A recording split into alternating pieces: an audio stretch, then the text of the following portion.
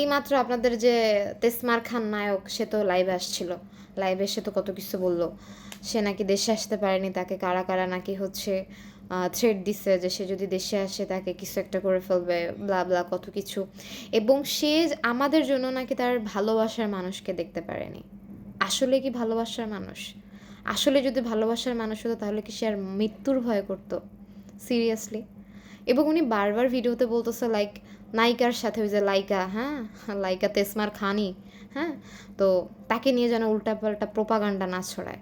হ্যাঁ, আর নায়িকার ব্যাপারে সে খুব মানে ট্রিগার হয়ে যাচ্ছে। ভাই, হ্যাঁ, মানে ভাই তোর বউ মরে গেছে, বউ তোর বাচ্চার মা, হ্যাঁ, তুই যারে পালায় বিয়ে করছোস, ভাই মানুষ এত অতীত ভুলে যায় কেমনে? হ্যাঁ, বুঝি না।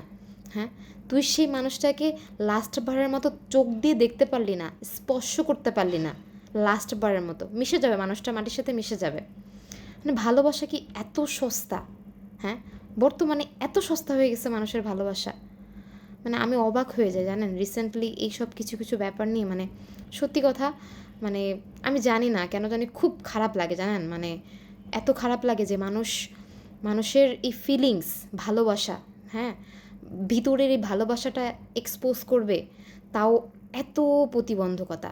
হ্যাঁ, মানে কত খারাপ একটা ফিলিংস না এটা, যে আমি একজনকে ভালোবাসবো, মন প্রাণ জুড়ে ভালোবাসবো, মন প্রাণ খুলে ভালোবাসবো, হ্যাঁ, একটা সময় সেও আমার সাথে চিট করবে। লাইক মানে শুনতে কেমন লাগে, তাই না বলেন?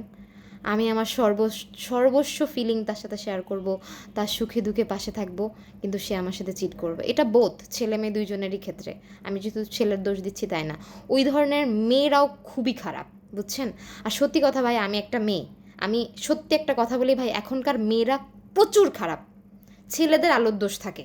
হ্যাঁ, আমাদের এলাকায় একটা কথা আছে ভাই, পরের পুত মানে মুত। হ্যাঁ, সো ছেলেদের আলোর দোষ থাকবেই, এটা চলে আসতেছে, হচ্ছে, এরকম হবেই। হ্যাঁ, এটা হয়। হ্যাঁ, এটা মানে হচ্ছে, এটা অস্বীকার করার কিছু নাই।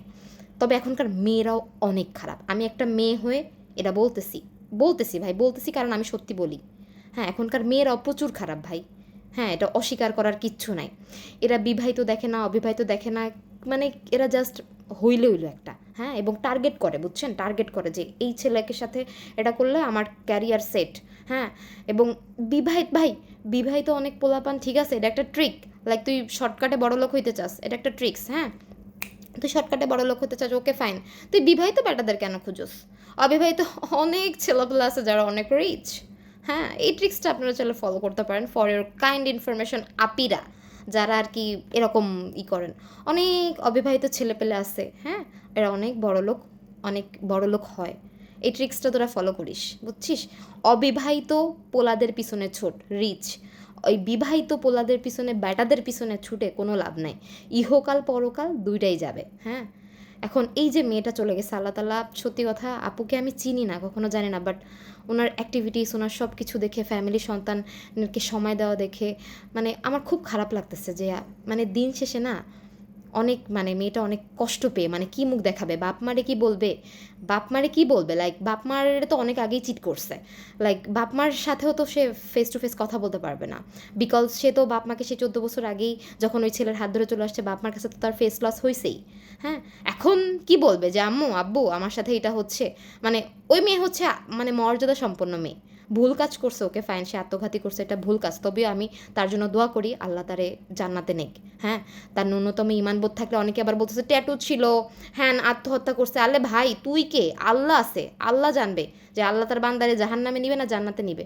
অনেকে আবার এসে বলছে তার হাতে ট্যাটু ছিল, সে কি খারাপ কাজ করে নাই? আরে ভাই, এইসব বলে কোনো লাভ নেই, পারলে একটু দোয়া করেন তার জন্য। আর এই যে তেসমার খান, হ্যাঁ, ও যে এসে লাইভে এসে অভিনয় করে করে বলতেছে যে এই সে ধানে পানে, ও নাকি আবার অ্যাক্টর। সিরিয়াসলি ভাই, ও তো কানতেও পারে না, এটা কোনো কথা? ও তো কানতেও পারতেছে না, ওকে চোখের মধ্যে গ্লিসারিন দিয়ে আসছে, ও তো কানতেও পারতেছে না। ভাই আমি আর কিছু বলবো না, আমি অনেক হাইপার হয়ে যাচ্ছে সিরিয়াসলি। মানে আমি জাস্ট সত্যি কথা, মানে আর কিছু বলতে পারলাম না, বুঝছেন?